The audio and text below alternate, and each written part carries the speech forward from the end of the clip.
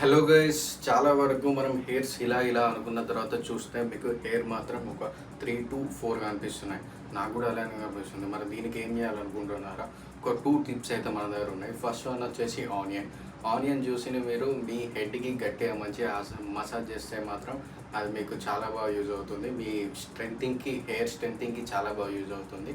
Next one వచ్చేసి మెంతులు, అంటే ఇంగ్లీష్లో ఫ్రేగ్రెన్స్ అని అంటారు. చాలా వరకు ఇది మాత్రం మనకు బాగా యూజ్ అవుతుంది. ఎందుకంటే దీనివల్ల మన హెయిర్ గ్రో అనేది స్టాండర్డ్గా అండ్ ఫ్లెక్సిబిలిటీగా మీ థిక్నెస్, మీ వాల్యూమ్ అనేది కూడా బాగా పెంచడానికి ట్రై చేస్తుంది. ఇది అందుకు బాగా యూజ్ అవుతుంది.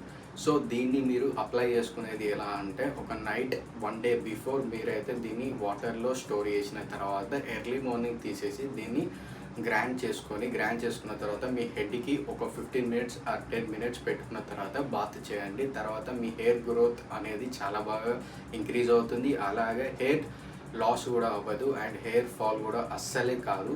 అండ్ మీరు మాత్రం ఇలాంటి టిప్స్ కావాలంటే నా ఛానల్ని సబ్స్క్రైబ్ చేసుకోండి, మరిన్ని క్లిక్ చేయండి అండ్ ఇన్స్టాగ్రామ్లో ఫాలో చేయండి.